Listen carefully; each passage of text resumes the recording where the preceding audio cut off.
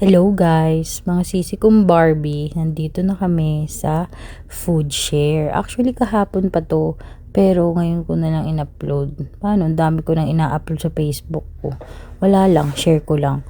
Dito naman, nagtitingin ako ng medyas. Kaso may-ari na ata yung bag, ano yan, Pakalamera yarn. Ngayon, ayun, nandun sila. Kumukuha sila ng mga prutas. Actually, late na kami nakapunta dito. Pero, every time na pupunta kami dito, marami talaga yan. Mga fresh fruits, vegetables. Pero yan na lang yung natira. Actually, mayroon pa yan. Dadagdagan nila after nyan. Kasi hanggang 6 pa yan. Siguro dumating kami dito mga 5 p.m. So, may 1 hour pa sila para pumunta dito. Yan. Kumuha ko ng orange. Kinuha ko na rin yung 2 cucumber dyan. Para sa salad, magsasalad. Tapos, ayan, yan na yung natira. Kita nyo? Oh, the flash yan, oh. Kita nyo ba yun? Oh, tapos punta tayo sa kabilang table. Ayan, nakita nyo ba yan?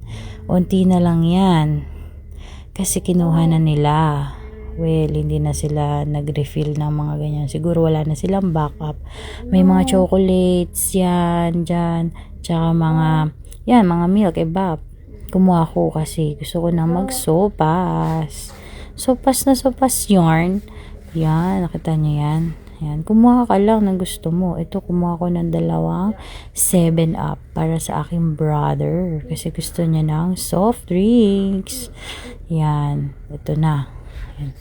Kabilang ano naman tayo table. Kumuha ako ng 2 laundry soap.